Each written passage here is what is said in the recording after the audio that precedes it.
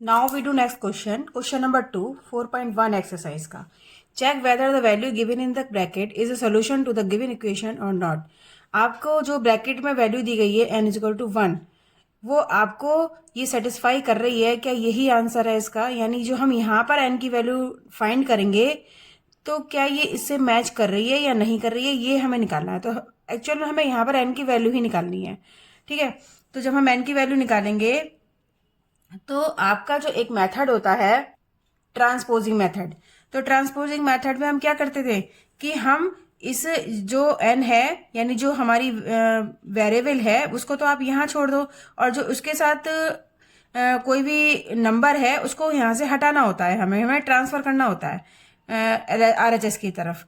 तो ये हम जब RHS की तरफ लेकर जाएंगे तो ये अभी तो प्लस में है, तो इधर आके इज इक्वल टू के इधर लेके जाएंगे हम, तो ये हो जाएगा हमारा माइनस में, साइन चेंज हो जाएगा इसका. तब देखिए यहाँ पर हमारा क्या बचेगा, ये 14 बचेगा, n इज इक्वल टू 14. लेकिन यहाँ पर क्या दे रखा है कि n इज इक्वल टू 1, तो क्या हम एक्चुअल में हमारी वैल्यू तो n इज इक्वल टू 14 आ रही है, जबकि यहाँ पर जो ब्रैकेट में दी गई है वो n इज इक्वल टू 1 है. तो ये इक्वेशन को तो सेटिस्फाई नहीं कर रही है. ठीक है, तो ये तो आंसर जो n इज इक्वल टू 1 है ये सेटिस्फाई नहीं करेगा इस इक्वेशन को, तो यहाँ हम इसको नो लिख देंगे. ठीक है, no, this is not satisfy this equation. ठीक है, तो इसका आंसर नो में आएगा. अब देखिए अब नेक्स्ट क्वेश्चन, तो यहाँ पर भी हमें n की वैल्यू फाइंड करनी है. तो यहाँ पर हम n की वैल्यू फाइंड करेंगे और देखेंगे कि जो ये n की वैल्यू ब्रैकेट में दी गई है क्या वही आ रही है कि नहीं आ रही है. तो यहाँ पर जहाँ ट्रांसपोजिंग मेथड से हमें इस क्वेश्चन को सॉल्व करना है. ठीक है, तो सबसे पहले हमें क्या करना है, इस 5 का यहाँ पर RHS की तरफ ट्रांसफर करना है.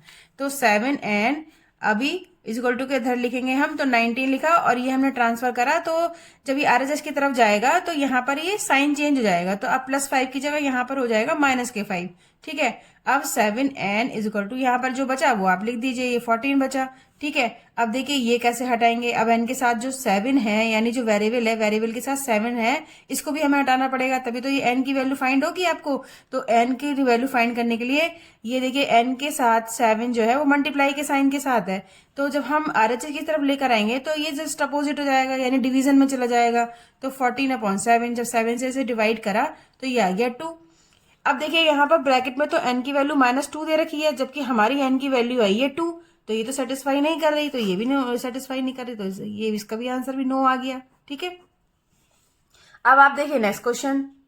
नेक्स्ट क्वेश्चन में क्या है कि यहाँ पर आपको n की वैल्यू फाइंड करनी है और यहाँ पर ब्रैकेट में दी गई है n की वैल्यू 2, तो आप देखेंगे कि n की वैल्यू यहाँ पर एक्चुअल में आ क्या रही है. ठीक है, तो यहाँ से हम पहले n की वैल्यू निकालेंगे, फिर वही हमें ट्रांसपोजिंग मेथड से ही निकालना है.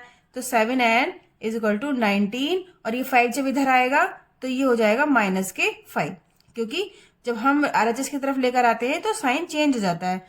फिर 7n इज इक्वल टू ये हुआ हमारा 14 बच गया. अब n इज इक्वल टू, अब ये देखिए 7 इसके साथ मल्टीप्लाई में है, तो जब हम RHS की तरफ लेकर आएंगे तो डिवीजन में हो जाएगा, जस्ट अपोजिट. 7 नीचे आ जाएगा, 7 2 जा 40, तो ये आ गया हमारा 2. ठीक है, तो ये n की वैल्यू तो आ रही है 2, जबकि हमारी यहाँ पर ब्रैकेट में भी n की वैल्यू 2 ही दी गई है. ठीक है, तो ये तो हमारी इक्वेशन को सेटिस्फाई कर देगी, यानी n की वैल्यू एक्चुअल में 2 ही है, तो ये हमारा यस में आ गया आंसर. ठीक है, अब इस क्वेश्चन में हमें p की वैल्यू फाइंड करनी है, तो p की वैल्यू यहाँ पर दी रखी है, p इज इक्वल टू 1, तो पहले हम यहाँ से p की वैल्यू फाइंड कर लें, देखेंगे फिर p की वैल्यू 1 आ रही है कि नहीं आ रही है. तो 4p यहाँ पर आप फिर वही मेथड लगा दिए ट्रांसपोजिंग मेथड.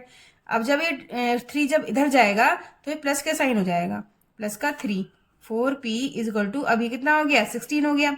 अब ये देखो 4 के साथ p मल्टीप्लाई का साइन में है, तो अब जब हम RHS की तरफ लेकर आएंगे तो साइन चेंज हो जाएगा, यानी मल्टीप्लाई का अपोजिट क्या हो जाएगा, डिवीजन हो जाएगा. तो p को आप यहीं छोड़िए, 4 को आप डिवीजन में ले आइए, 4 4 जा 16, तो p की वैल्यू कितनी आ गई 4.